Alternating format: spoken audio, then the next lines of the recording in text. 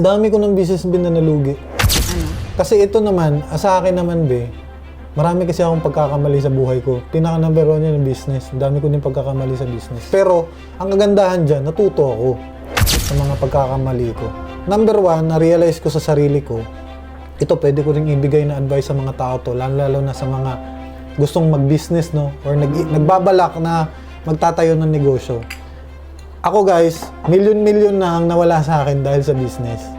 Kasi sa totoo lang, marami kasi tayong gustong business, pero sa totoo lang, akala natin gusto talaga natin yung business na yun, pero hindi talaga siya para sa'yo, be.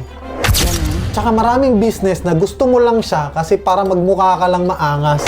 Tsaka parang gusto mo lang siya kasi gusto mo din talaga siyang maging business pero hindi nag-work. Pinaka-common na Pilipino pag tatanungin mo tungkol sa business. Kung magkakaroon ka ng business, anong gusto mong business? Alam mo mostly, ang mga sabihin natin 85% sinasagot ng Pilipino pag tinatanong sila gusto nila ng business. Club, bar. Yan ang mga... yung mga kaibigan ko ganyan din. Gusto ko magkaroon ng bar. Mga tropa ko dati, pag tinatanong mo sila, anong gusto mong business? Pag tinanong mo kung bakit, anong sagot? Siyempre may club sila. Mag-i-enjoy ako. Mag-i-enjoy sila. Pwede kong dalhin yung mga bisita ko. Kaya ka nalulugi bro diba? Dadali mo yung bisita mo. Tapos makaka-chicks ako dun sa club. Alam nyo guys, sobrang yan. Kung mag-iisip kayo ng ganyan, pag-isipan nyo ng maigi.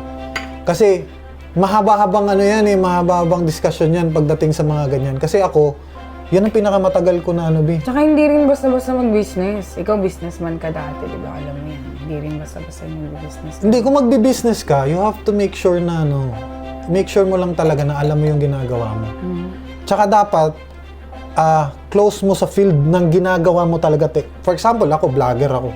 Ang mali sa akin, naging vlogger ako, nagpursige akong mag-business ng kainan. Nagtayo ako ng restaurant dati, yung Samgyupsal. Sipin mo na. Di ba? Nagsanggipsal ako dati. Paano ko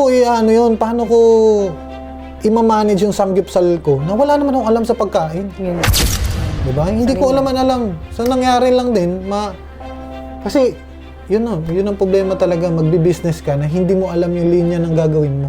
Hindi mo pinag-aralan. Alam ko lang naman dati, may pera lang ako, mag-i-invest ako ng ganito. Yan ang mahirap, be. Kailangan lahat alam mo. Hindi naman kailangan lahat, pero dapat at least pag-aralan mo muna. Tsaka, bago ka mag-business. Yes. Tsaka never invest, huwag kang mag-invest sa isang bagay na takot kang mawala. Yun naman ang kagandahan sa akin kasi lahat ng mga nang-invest ko na nawala sa akin, parang okay lang na nawala siya. Parang kasi pag nagbi-business ka, parang sumusugal ka na din Parang sinusugal mo na talaga yung pera mo sa business. Pero wag lahat. Kasi nga yung iba, may iba kasi pag nagtatry sila mag-business, ang ginagawa nila all out sila. Sabihin natin, nagkaroon sila ng 1 million ngayon. Yung 1 million nila, wala silang ibang gagawin doon, kundi gagastusin nila lahat yung 1 million na yun para lang... Full pack yan, babalik yan agad sa akin. Diba? 1 year, ganyan.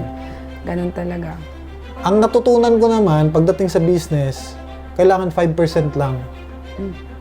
Sa pera mo kung anong current na pera mo ngayon, kailangan 5% lang pwede mo ilabas dyan.